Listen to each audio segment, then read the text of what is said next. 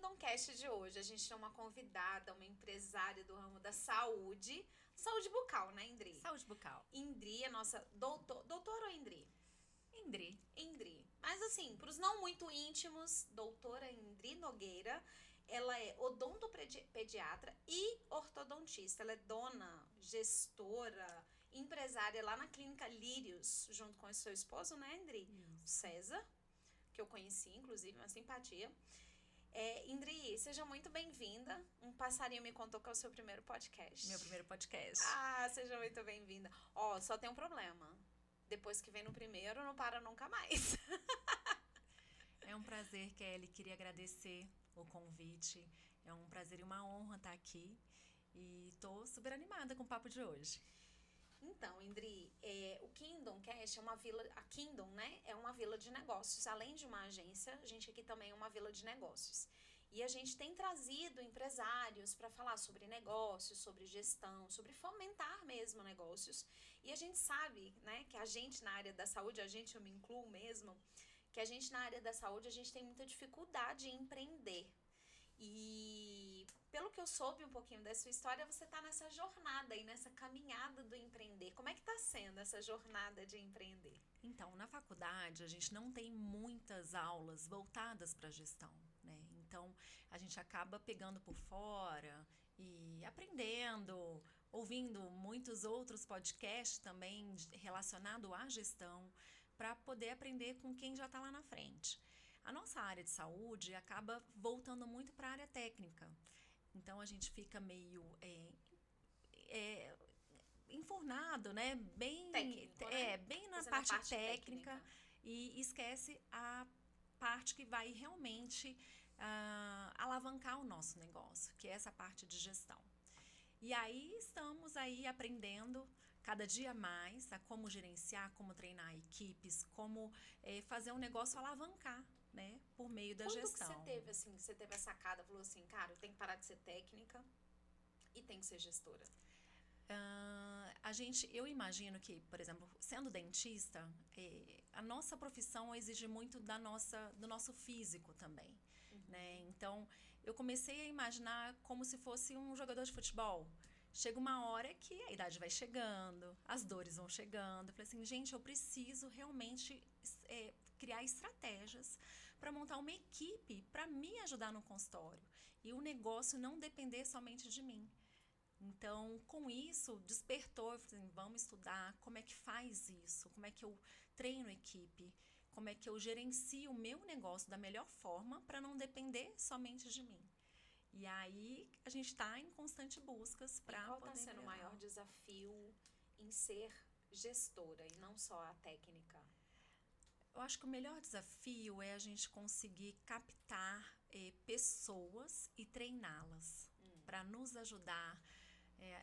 Pessoas que abracem o nosso negócio, esteja junto com a gente, tenha os mesmos valores, a mesma missão e queira crescer juntamente com a gente. É o nosso maior desafio atualmente, está sendo esse. E quando vencer esse desafio, qual que você acha que é o próximo que vem depois desse? Quando vencer esse desafio, talvez, por que não ampliar, né, o nosso negócio? Por que não ampliar? Você já tem, assim, ideia de ampliação? Você já tem já tem a visão, assim, do negócio a gente nessa amplitude? A gente sem poder, a gente já deu um passinho para frente, né? A gente já ampliou, só que a gente está nessa parte de poder lotar a agenda e formação de equipe. Né? Então, a gente já ampliou sem poder, porque foi uma oportunidade. A gente teve a oportunidade de comprar a sala do lado da clínica. Então, a gente já fez essa ampliação. Agora, falta a gente criar essa base, né? Criar estratégias para a gente, por exemplo, colocar mais uma cadeira odontológica. A gente está com uma salinha ali que cabe mais uma cadeira. Né? Então, a gente já tem essa prospecção de ampliar. Né? E... assim, Indri, como é que acontece o negócio? Assim, você e o César hoje atendem, atuam, você atua na mesma área que ele, como é que é? Como é que é a tua atuação como dona, como gestora, mas também como corpo técnico lá? Qual é a tua... Você já me falou, né? Sua especialidade, odontopediatra e ortodontista, mas como é que é a tua atuação lá? O que vem mais de pacientes, de casos para você? Lá na clínica, a gente fala que nossa clínica é uma clínica familiar. Então, a gente trata desde uma gestante, né, um bebezinho que está dentro da barriga da mamãe, a gente chama de pré-natal odontológico. Legal, Então, não sabia que existia, que massa. então, a primeira visita da criança, a gente brinca que é dentro da barriga da mamãe. Então, existe a consulta de pré-natal odontológico, não existe a consulta do pré-natal no médico. Sim. Então, no odontopediatra, existe o pré-natal odontológico. Mas como é que você vai ver a boquinha do bebê dentro da barriga? Na verdade, a gente é uma consulta de orientação para as mães. Certo. Então, para lidar com as maiores dúvidas em relação à amamentação, o que eu faço se meu bebê não pegar o peito? Eu dou chupeta, e se pegar o dedo, se ficar chupando o dedo, o que eu faço? Então, é uma consulta mais das primeiras orientações de como a mãe vai lidar com o bebê nos primeiros meses de vida. E, logicamente, a gente aproveita para avaliar a boquinha da gestante, para ver se está tudo ok, se está tudo bem, se existe alguma inflamação, algum foco de infecção, porque existem algumas doenças bucais que podem acelerar um parto, pode Entendi. causar um parto prematuro. Não sabia. Então, é uma consulta que a gente dá essa atenção à boca da gestante e a gente passa também as primeiras orientações para mamãe em relação aos primeiros cuidados do bebê. E aí, E tem uma questão também da formação dos ossos, dos dentinhos, do bebê. É mito ou é verdade essa coisa que a quantidade de cálcio que a mãe consome interfere ou não? Sei que a gente não está aqui falando de nutrição, mas ela que está formando ali os ossos, os dentinhos, né, do bebê de acordo com aquilo que ela tem disponível no próprio organismo. Eu lembro que quando eu estava grávida da Manu, eu tive muita cárie. Mas eu perdi muito peso, sim. Tudo que eu tinha de excesso eu perdi para a gestação. Talvez eu não tenha tido uma boa alimentação, um bom acompanhamento nutricional, e isso tenha impactado em mim, porque eu estava doando tudo que eu tinha para ela, né? Isso é mito ou é verdade?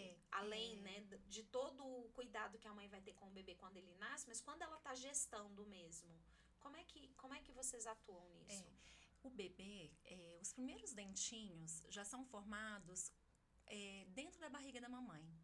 Então, dependendo de algum medicamento que a gestante toma, dependendo da alimentação, a gente precisa realmente estar alinhado com o médico, né, em relação a essa parte nutricional da gestante. Então, pode causar alterações nos dentinhos, nos primeiros dentinhos de leite do bebê, porque eles se formam já na barriga da mamãe. Então, isso também é orientado e a gente precisa realmente alinhar, né, para que seja tudo formado da melhor forma possível. Sim. Né?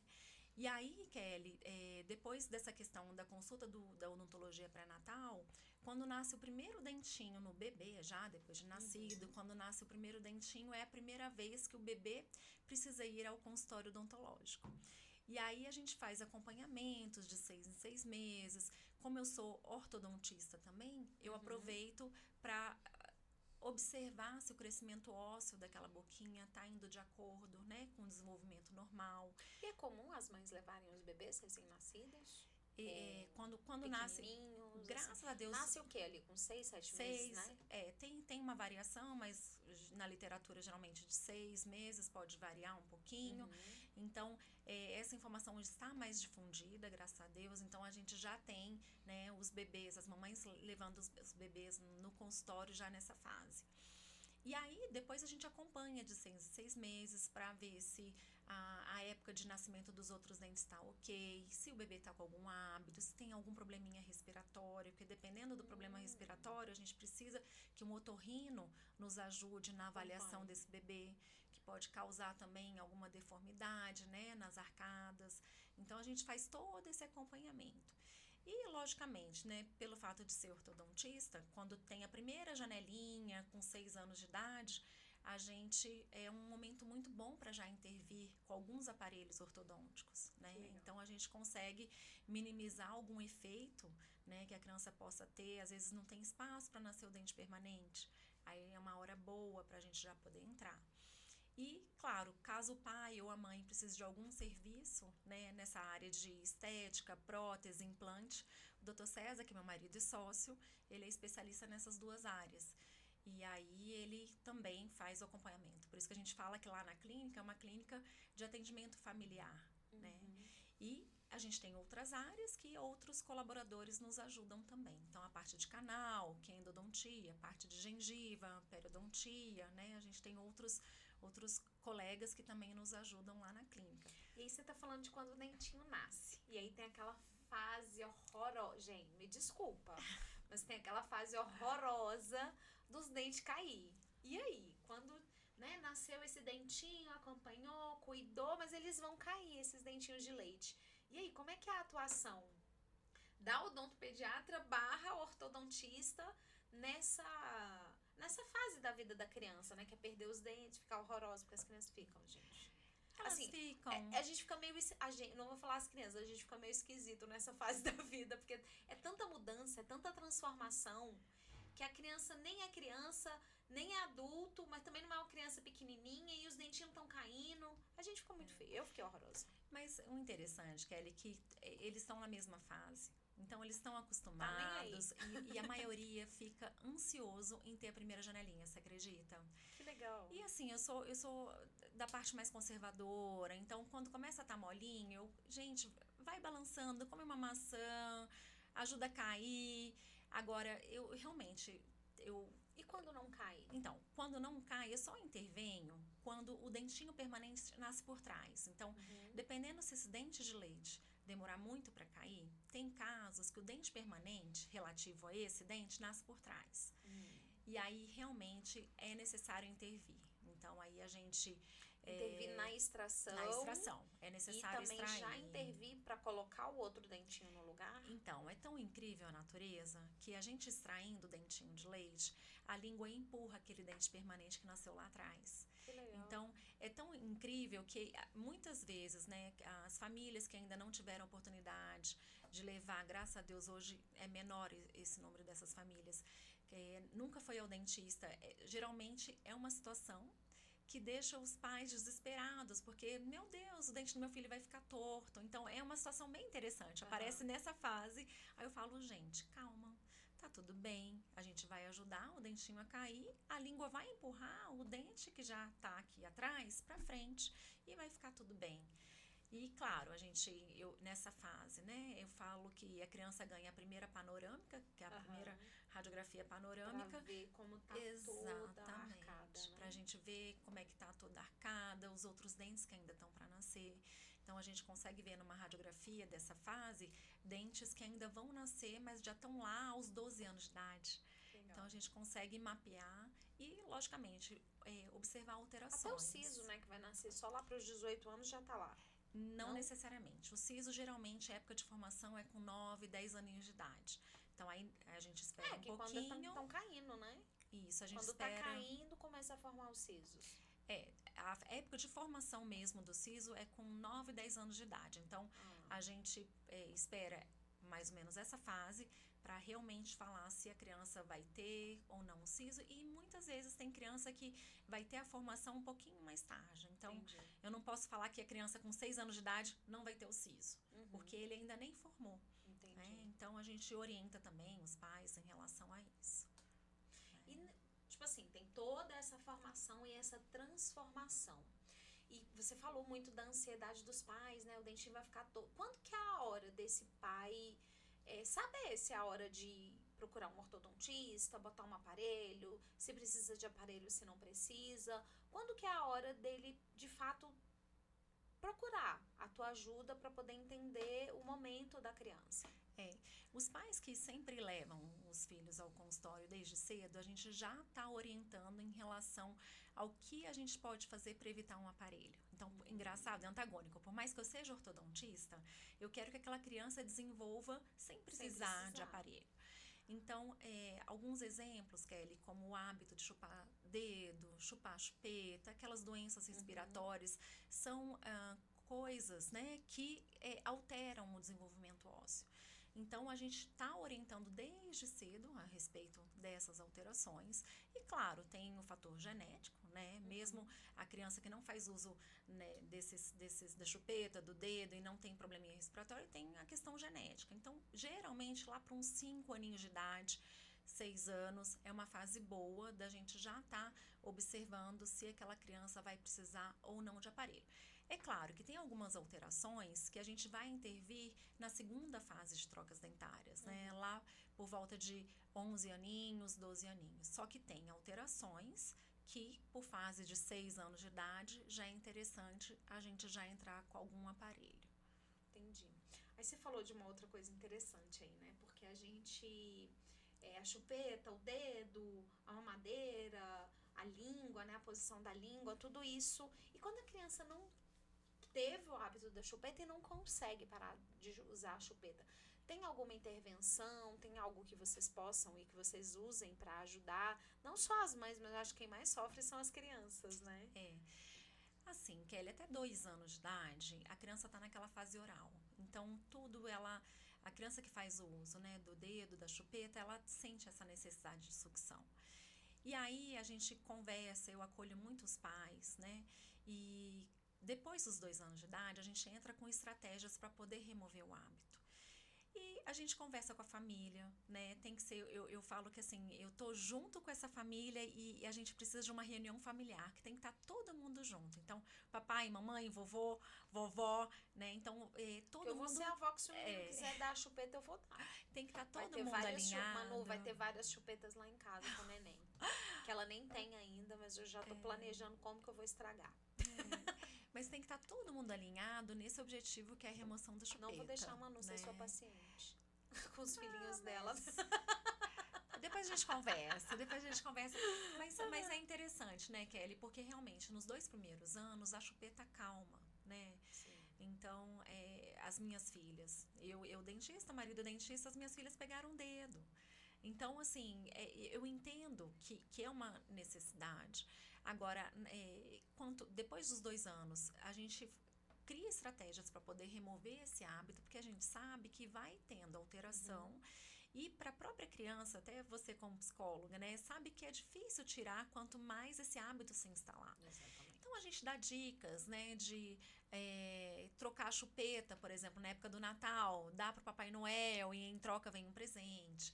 A gente dá dicas de furar com um furinho bem pequenininho com uma agulha e todo dia escondido, né? Para a criança não perceber. Todo dia aumentar esse furinho, porque aquela necessidade, aquela sensação gostosa de sucção, ela vai se perder com esse furinho da agulha. Essa eu não sabia. Né? Então, assim, tem várias estratégias, né? Tem vídeos também na internet da criança plantando a chupeta e no dia seguinte colhendo, né, um brinquedo que nasceu de lá. Então tem o quadro também de incentivos, né, que a gente pode motivar, mas o que eu vejo, assim, e sempre oriento as famílias, que nessa época de remover o hábito tem que estar todo mundo junto. Então a gente é uma equipe e a gente tem que abraçar essa criança, né? Dá muito colo, né? A vovó vai dar chupeta. Não adianta. Mas, tudo bem, mas quando for tirar, dá aquele apoio, sabe? Kelly, psicológico, né? A mãe que porque lute, é senhora. difícil, não é fácil. Você pega uns avós desses lá no consultório? Pego, interessante que eles sofrem antes. Eles sofrem antes da remoção. Aí a gente conversa, e aí no dia seguinte, doutora Indri, nossa, ele nem chorou, eu pensei que ele ia chorar a noite inteira, e foi tudo tão tranquilo. Então é tão gostoso, né, ter esse feedback, e a gente evita, Kelly, uma intervenção. Então, por exemplo, a gente removendo esses hábitos na época certa, a natureza ajuda, e não precisa de aparelho, sabe? Então, a gente conseguindo propiciar, né, essas intervençõezinhas somente com essas dicas e esse apoio, né, é tão gratificante, né? E aí, logicamente, a gente segue acompanhando o paciente para ver se mais para frente vai ter alguma alteração ou não.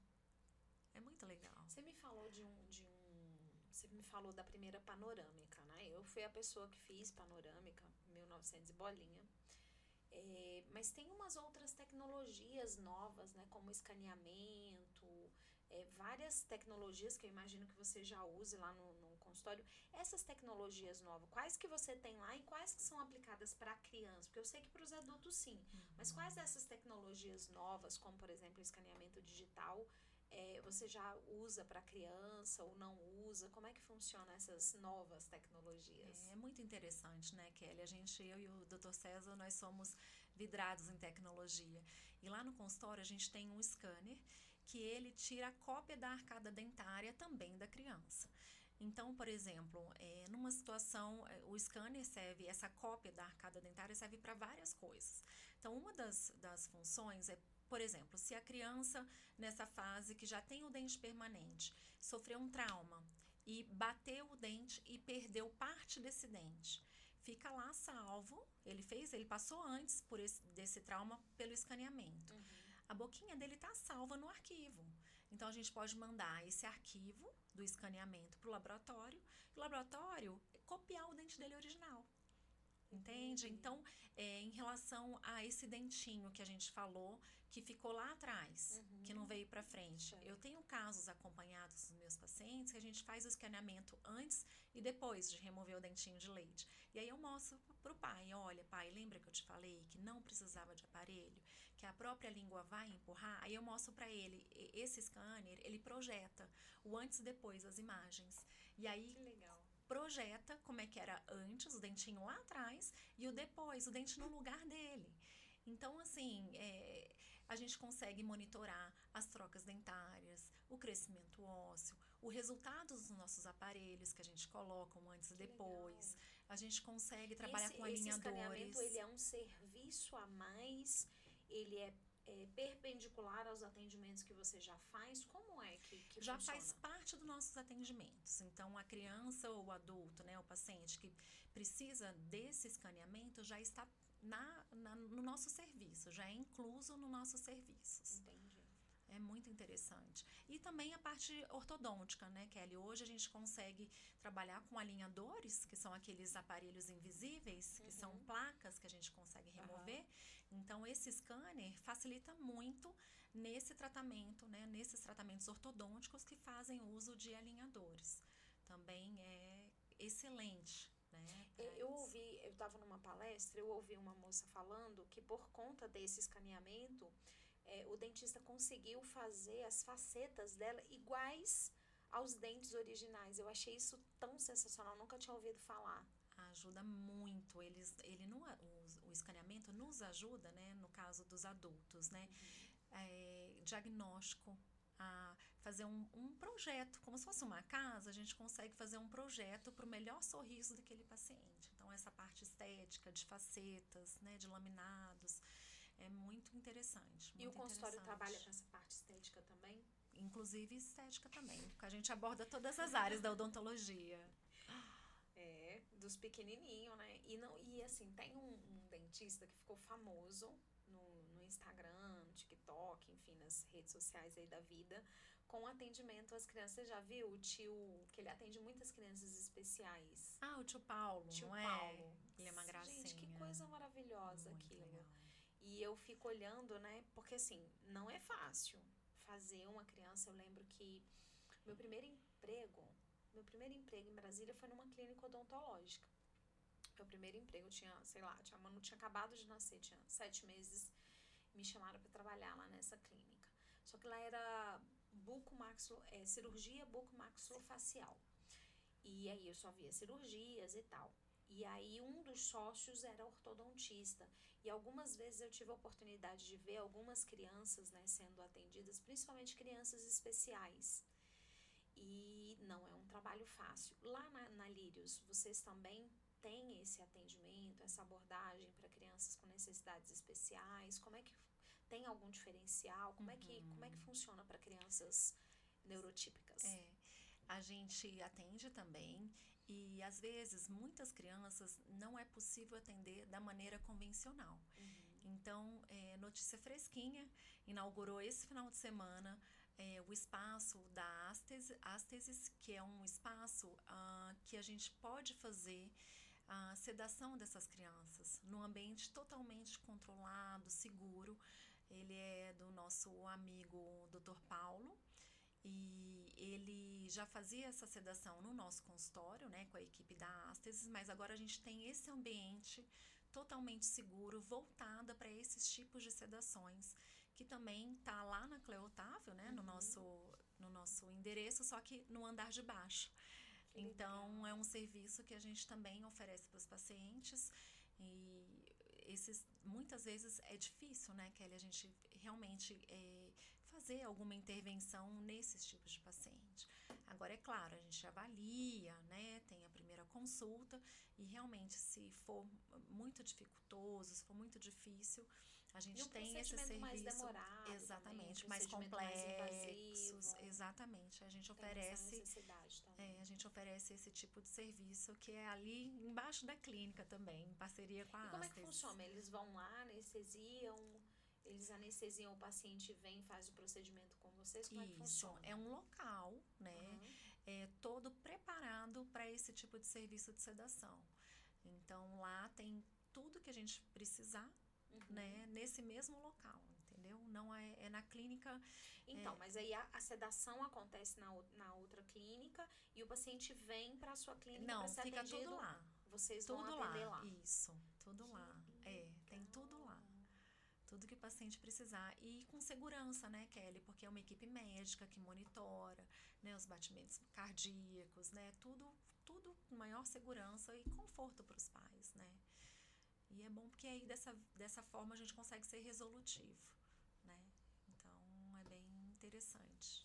Interessante, é tão bonito te ver falando assim da parte técnica, né, do cuidado, da atenção com os pacientes e saber que você tá nessa preocupação não só de manter, né, o seu negócio, mas de fazer o seu negócio crescer, de ampliar, de estender esse atendimento para mais pessoas e de maneira mais, como é que eu posso dizer, mais profissional, com outros profissionais, com outras abordagens, não pensando só em você, mas pensando sempre, né,